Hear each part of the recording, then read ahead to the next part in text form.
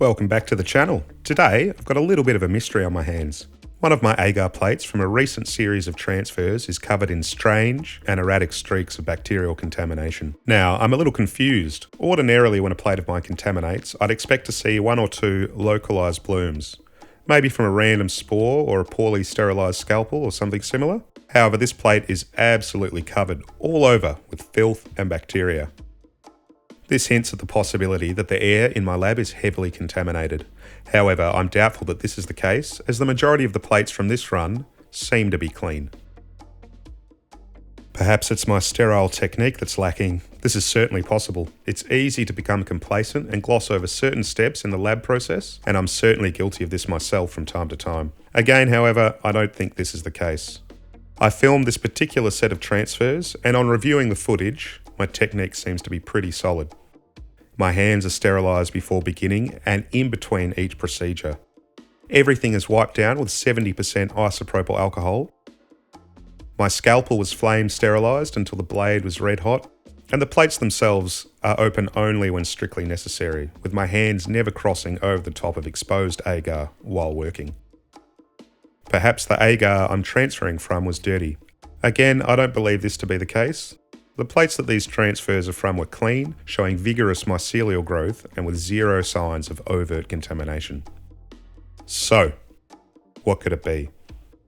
To this end, I decided to set up a camera and to film the dirty plates over about 20 minutes to see if there was anything I was missing.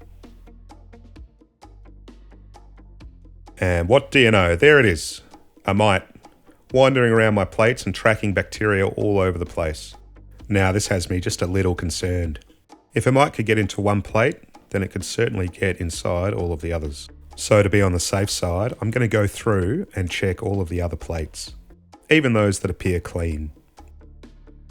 Okay, let's have a look at that first plate.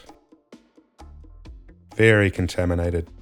Lots and lots and lots of bacteria.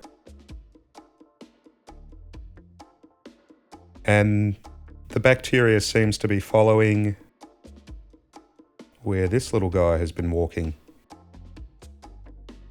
And he's been spreading his filth all over the plate. Gross. Definitely contaminated. Let's have a look at plate 2. So it looks pretty clean. However, I am noticing a little piece of the mycelium that looks like it's been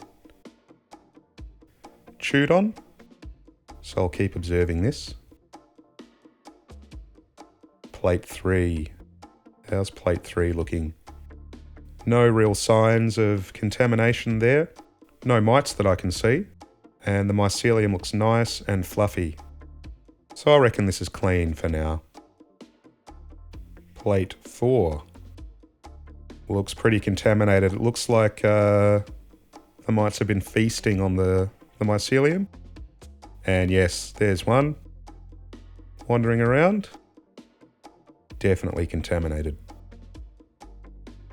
And plate 5. This looks nice and clean. No contamination that I can see.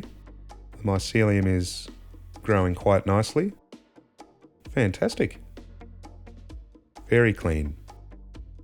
Let's have a look in another 24 hours now.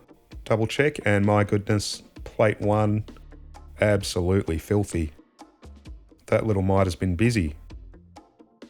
You can see the assortment of paths that he's been walking along, tracking his bacteria all through this plate. Absolutely filthy. Plate 4, contaminated, but no bacteria as yet, which is quite strange. Plate 2,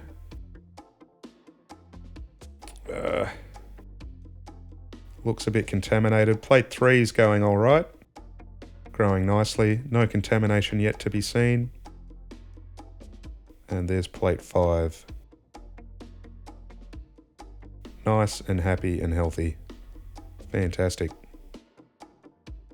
This one is contaminated.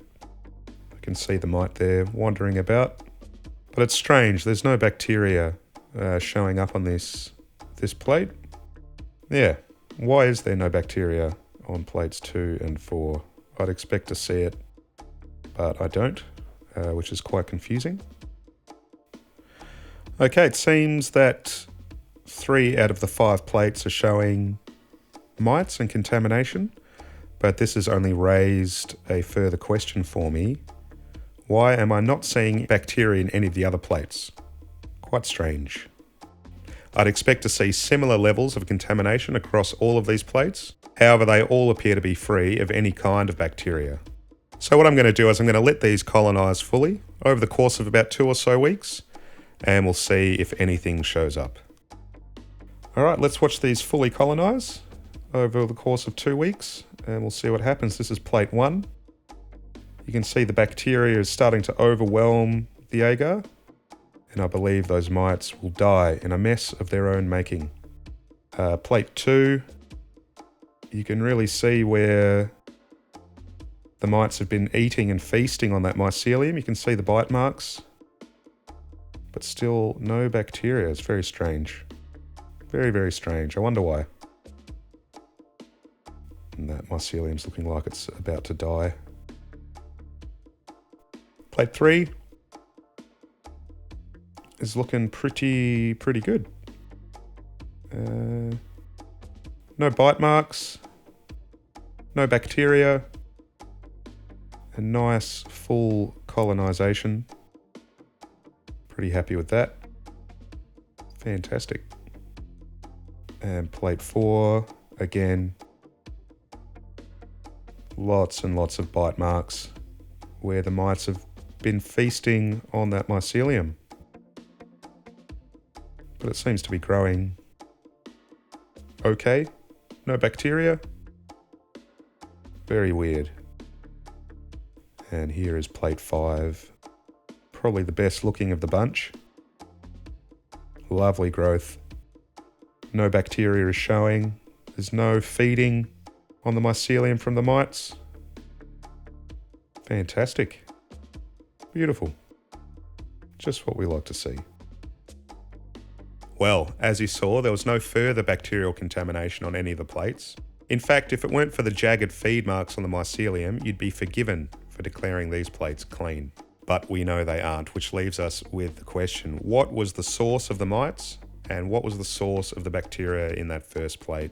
Now, I think I can answer the first part of that question. I believe the mites came from my fan filter unit. A few days prior, I was working in front of it, spawning some substrate. I suspect that a little piece of grain spawn may have fallen onto the filter where it remained for the mites to find. They were then blown across my petri dishes as I was working on these transfers. It's the only way I can imagine them finding their way inside, given the plates were only open for fractions of a moment. As for the bacteria, that's something I'm struggling to figure out. It's obvious to me that it was carried around by the mite, but why did no bacteria show up in any of the other plates? But what do you think? Have you experienced a similar infection in your own growing? What caused it and how did you diagnose the source of your contamination? Please let me know in the comments. I always learn so much from you guys and I love hearing about your own growing efforts. Diagnosing contamination is always a frustrating and maddening exercise. So maybe if we share a little bit of our own experiences, we can make that process a little less brutal next time the contamination knocks at our door. Alright, if you've made it this far, thanks so much for watching. Your support really does help me out. And if you're new here, welcome. Don't hesitate to hit that like and subscribe button if you get some use from these videos. So with all that said, I'll see you guys in the next video. Legends.